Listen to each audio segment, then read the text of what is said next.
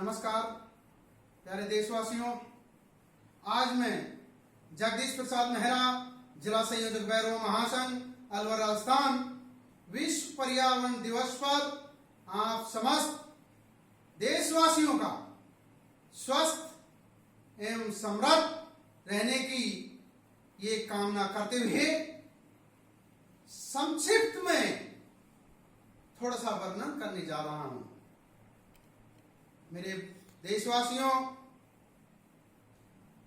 1730 में भारत देश के राजस्थान प्रदेश में जिला जोधपुर नरेश ने अपने महल बनवाने की अपील की। मेरे बंधुओं, महल बनवाने के लिए लकड़ियों की आवश्यकता पड़ी। जोधपुर नरेश ने अपनी पूरी सेना को ऑर्डर दे दिया कि आप लोग लकड़ियों की व्यवस्था की जाए, जंगलों से काट करके लकड़ियां लेकर के आए। पूरी दल बल के साथ में सेना और पूरे मंत्रीगण जंगल में प्रस्थान कर जाते हैं और पड़ोस के गांव खेजड़ी गांव में खेजड़ी के वृक्ष ही थे। मेरे बंधुओं, उस क्षेत्र में और किसी भिन्न भिन्न प्रकार के कोई वृक्ष दिखाई नहीं दे रहे थे। सिर्फ और सिर्फ खेजड़ी का वृक्ष ही दिखाई दे रहा था। पूरी सैनिक ने उस खेजड़ी के वृक्ष को काटने का अपना कार्य सुचारू रूप से चालू कर दिया। मेरे बंधुओं, पेड़ों की कटाई को देखते हुए अमृताबाई से यह घटना देखी नहीं गई,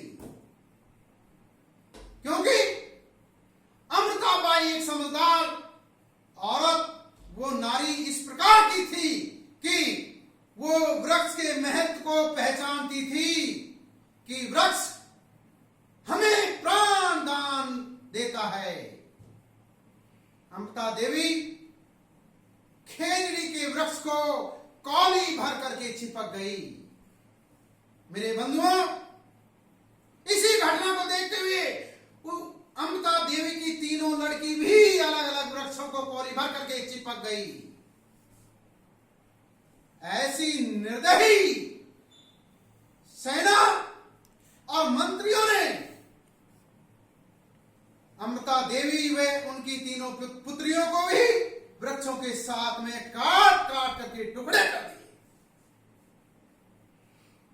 हे मेरे जनता के नौजवानों, इस दृश्य को अगर आप लोग देखते तो आपसे भी नहीं रहा जाता।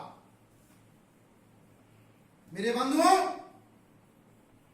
बिश्नोई समाज के 363 लोगों ने भी अमृता देवी के इस क्रिया को देखते हुए हर पेड़ में कौली भर भर के चिपक गए।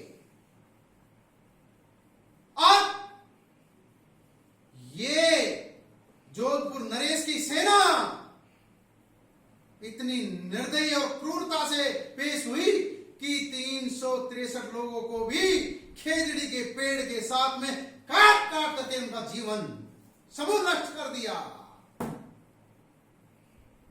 मेरे देशवासियों, इतना ही नहीं, ये घटना जोधपुर नरेश के कानों तक पहुंचती है। जोधपुर नरेश इस घटना को सुनकर के बहुत चिंतित होते हैं। मेरे बंधुओं, इस घटना को सुनकर के उन्होंने पेड़ काटने पर रोक लगा दी और उन्होंने ये प्रयास किया और इस खेजड़ी के पेड़ को राजस्थान प्रदेश का प्रदेश वृक्ष घोषित करवा दिया गया। मेरे बंधुओं,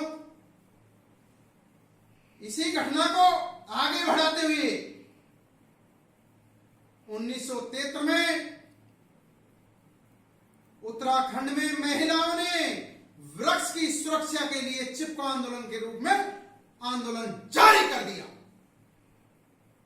मेरे साथियों, यह आंदोलन 8 वर्षों तक लंबा रूप लेकर के चला और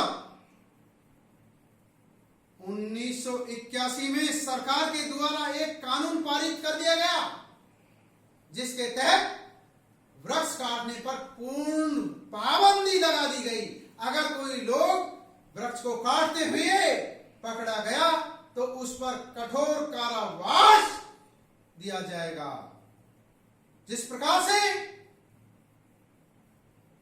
आदमी की हत्या के रूप में धारा 302 लगाई जाती है, उसी प्रकार से वृक्ष काटने पर इससे भी सख्त कानून का आदेश दे दिया गया और उस कानून का पालन कठोरता से करवाया गया। मेरे बंधुओं, इसी प्रकार से ये आंदोलन की बागडोर सुंदरलाल बहुगुणे के हाथ में थी और ये आंदोलन कर्नाटक में भी जारी रहा, जिसको एक पीको के रूप में जाना गया। मेरे बंधुओं, ज्यादा कुछ नहीं कह करके इसकी विश्व पर्यावरण दिवस की शुरुआत 1972 में राजनीतिक व समाज को जागरूकता करने के लिए इसकी पहल की गई। मेरे देशवासियों, सर्वप्रथम 5 जून 1974 को विश्व पर्यावरण दिवस के रूप में धूमधाम से मनाया जाने लगा। मेरे बंधुओं, वैसे तो पर्यावरण भिन्न भिन्न रूपों से होता है, जैसे कि पर्यावरण वायु प्रदूषण, ध्वनि प्रदूषण, जल प्रदूषण। मेरे बंधुओं, इसका मूल जड़ का एक आधार है, वो स्रप और स्रप जनसंख्या वृद्धि है। मेरे बंधुओं, अगर पर्यावरण को साफ और स्वच्छ रखना है तो जनसंख्या पर नियंत्रण करना है और हमें और आम लोगों को हम दो और हमारे दो का नारा लगाना है, उसकी पहल करनी है। मेरे बंधुओं, हमें अनावश्यक रूप से ज्यादा वाहनों को रोड पर ना दौड़ाएं, क्योंकि ये वाहन और कल कारखानाओं से जो धुआएं निकलती हैं वो दूषित और प्रदूषित होती है, जिनके कारण हमारे कितने ही लोग बीमारी के शिकार होते हैं और अपने प्राणों को भी छोड़ जाते हैं। मेरे बंधुओं, मैं आप लोगों से यह अपील करना चाहता हूं कि कहीं भी कोई भी नदी हो या नाला हो या समुद्र हो या तालाब हो, उसमें अनावश्यक गंदगी ना डालें, क्योंकि वही पानी हमें पीने के लिए मिलता है। मेरे बंधुओं,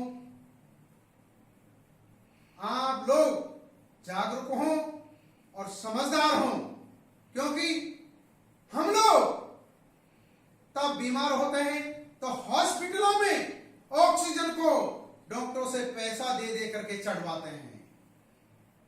मेरे बंधुओं, वृक्ष एक ऐसा अपने निस्वार्थ त्याग के साथ में हमें ऑक्सीजन देता है, जिससे हमें जीवन जीने का एक अवसर निस्वार्थ मिलता है।